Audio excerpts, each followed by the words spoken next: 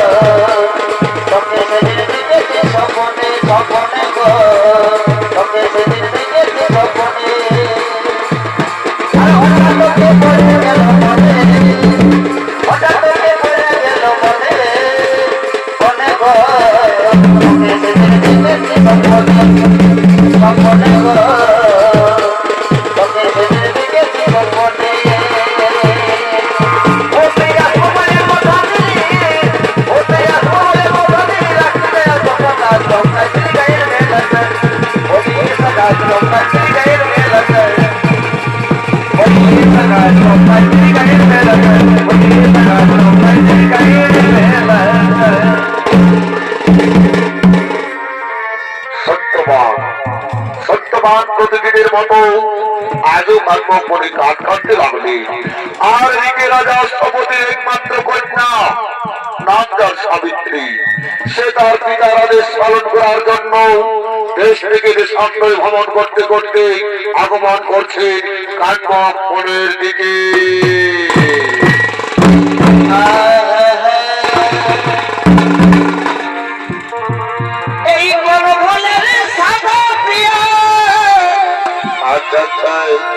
তোর ভালোবাসারে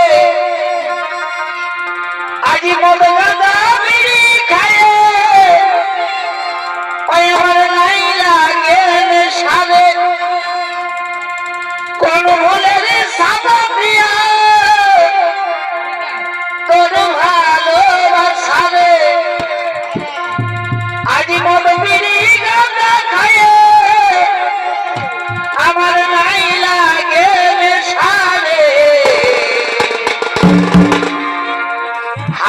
হাসাই ভালোবাসা শিখালে হাসাই হাসাই ভালোবাসা শিখালে এই তার মনে বুকে আগুন জ্বালালে হাসাই হাসাই ভালোবাসা শিখালে হাসাই হাসাই ভালোবাসা শিখালে তার মনে বুকে আগুন জ্বালালে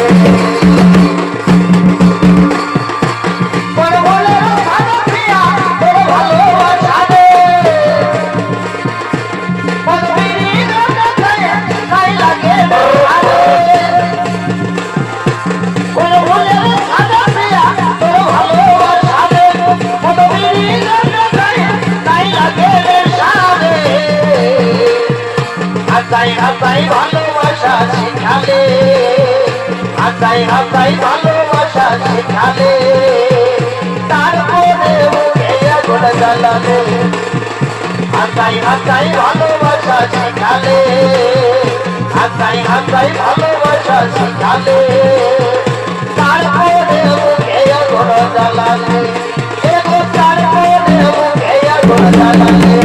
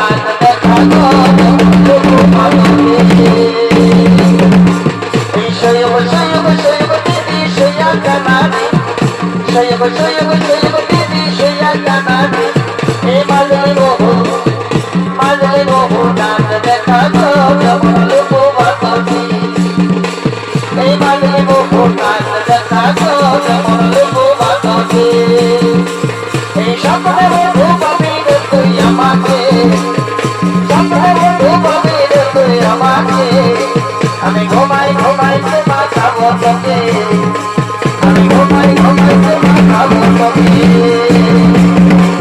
এই স্বপ্নে বন্ধু পাবি রে তুই আমাকে স্বপ্নে বন্ধু পাবি রে তুই আমাকে ঘুমাই ঘুমাইতে মাথা বসে আমি ঘুমাই ঘুমাইতে মাথা বসে লাল শাড়ি আর পায়াটা আজ রাইতে পাবি দেখা মাঝরাইতে পাবি দেখা লাল শাড়িটা লাল ছায়াটা আমি স্বপ্নে বন্ধু যাবো তোর আমি যাবো বন্ধু তোর ঘুমাই ঘুমাইতে মাথা বন্ধকে ঘুমাই ঘুমাইতে মাথা বন্ধকে আমি যাবো বন্ধু তোর বুকের মাঝেতে আমি যাবো বন্ধু তোর বুকের মাঝেতে আমি ঘুমাই ঘুমাইতে মাথা বন্ধকে আমি ঘুমাই ঘুমাইতে মাথা বন্ধকে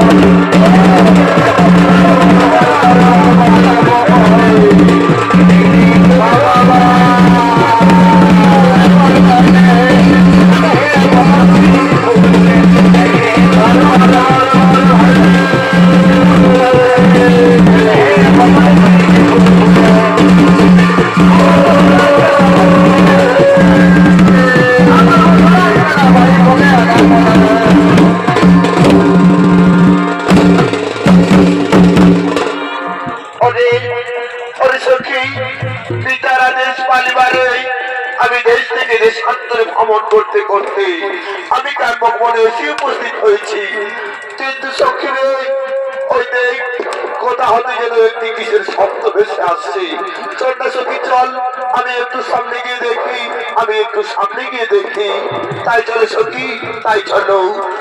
একে কে তুমি যুবক, একাকিনী কাপড় পরে কাজ কেটে চলেছ? কি তোমার নাম, কোথা নাম, কি তোমার পরিচয়? দেখে দেখে তো কোনো রাজকন্যা মনে হয়, কিন্তু কে কে তুমি? দেবী না দানবী, কাহার ঘরণী?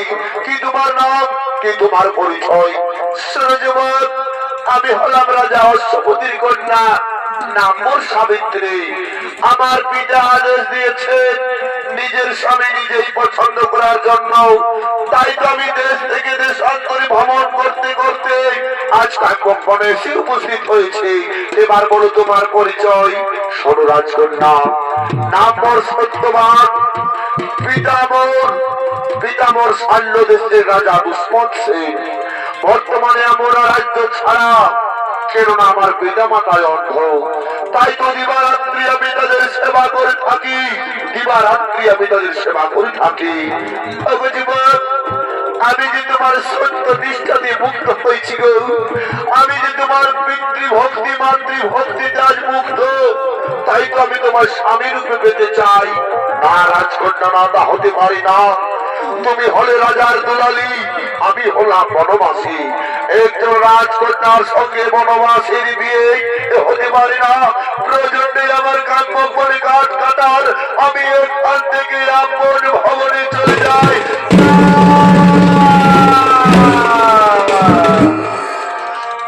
তুমি হলে রাজার কন্যা, আরে আমি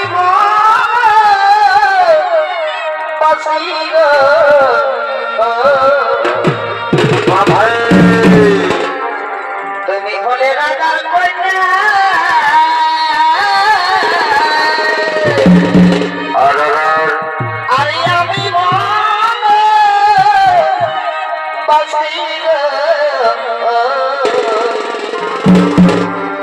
অকারণে আমার করোনা দোষী, অকারণে আমায় করোনা দোষী, তুমি করোনা দোষী, করোনা দোষী, অকারণে আমায় করোনা দোষী, অকারণে আমায় করোনা দোষী, করোনা দোষী, করোনা দোষী, অকারণে আমায় করোনা দোষী, অকারণে আমায় করোনা দোষী, অকারণে আমায় করোনা দোষী। না বন্ধুরা, তুমিও কথা বলো না বন্ধু, তুমিও কথা বলো না। তুমিও কথা বলো না আর ওই আমি পারি না, আমি সহিতে ভাই, আদিও কথা বলো না আচ্ছা ওই আমি পারি না, আমি সহিতে তোমার বিনে আমি লাগিব রহিতে, তোমার বিনে আমি লাগিব রহিতে, রহিতে লাগিব রহিতে, লাগিব রহিতে, রহিতে আমি লাগিব রহিতে, লাগিব রহিতে, লাগিব রহিতে, আমি রাজারা বলবো না, আমি আসছি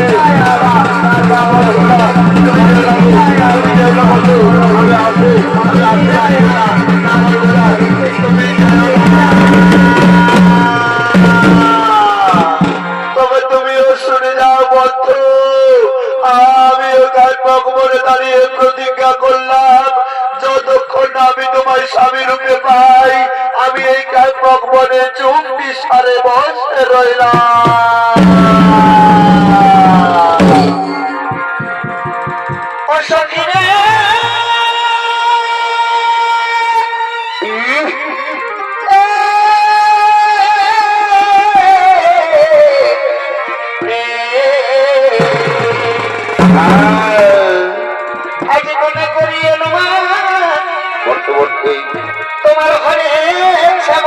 তোমার বাড়ি হোক রে তোমার প্রেমের ছবি ভাঙে দুনিয়াতে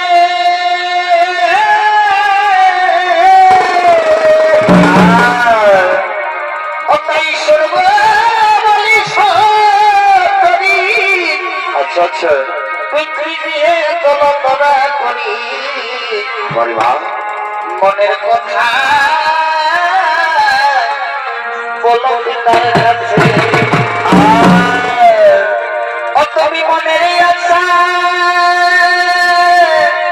এ সখী তুমি মনের আশা রাখো না গোপনে সদনী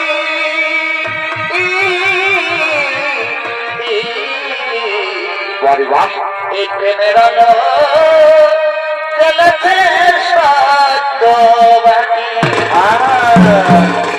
তুমি রইতে পারিবে সখী রইতে পারিবে আর তুমি রইতে পারিবে সেই মধুয়া বিরহের সজনী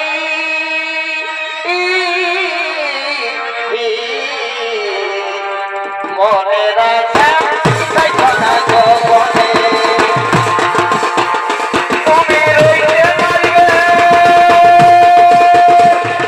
এই মধুর বিরহের সজনী মনের আশা দেখো না গোপনে তুমি তোমার বাড়ির কথা তুমি তোমার পিতার কাছে বলে বলবে চলো তোমার পিতার কাছে বলে বলবে চলো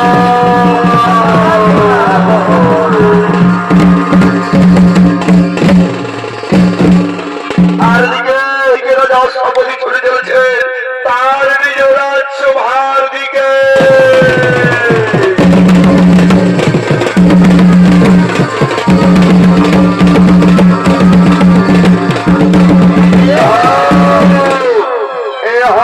অশ্বপতি আর এই অশ্বপতির ভূমিকায় নৃত্য অভিনয় করবে নৃত্য শিল্পী অঙ্কিত যোগী শ্যামের বাসিতে অতার নয়নে দেখিবা ভাবনা দিবা জাদু জানে গো জামনিতে চুরি করে পড়া শ্যামের বাসিতে অতার নয়নে দেখিবা ভাবনা দিবা জাদু জানে গো জামনিতে চুরি করে পড়া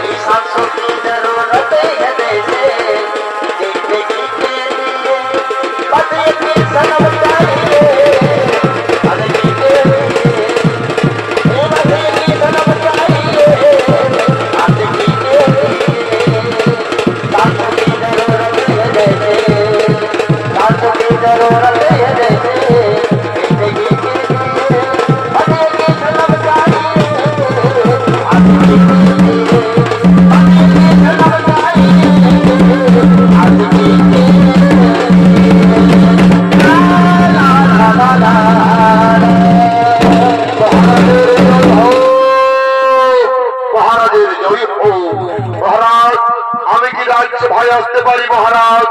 এটি আসন পরিবার হঠাৎ এই রাজ্য ভয়কে রাজন্য করছে না গমন। নারায়ণ নারায়ণ নারায়ণ। এ রাজন, আমি শুনেছি আপনি করেছিলেন আপনার কন্যা সাবিত্রীর স্বয়ংবর সভার আয়োজন।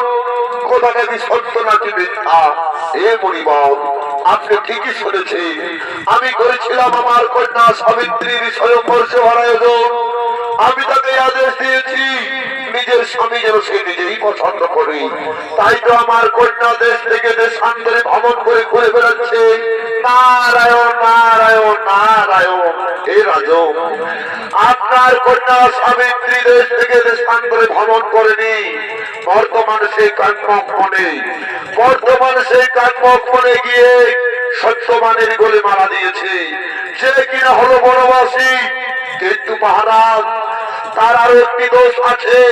অকালে ঝরে যাবে তার প্রাণ, অকালে প্রাণ হারাবে সত্যবান, অকালে বিধবা হবে আপনার কন্যা সাবিত্রী। সে কি সামান্য বনবাসীর গোলে মারা দিয়েছে আমার কন্যা সাবিত্রী, যার আয়ু কিনা পৃথিবীতে খুবই স্বল্প আয়ু। অকালে ঝরে যাবে যার প্রাণ। না না না, হতে পারে না। কোথায় কোথায় সাবিত্রী?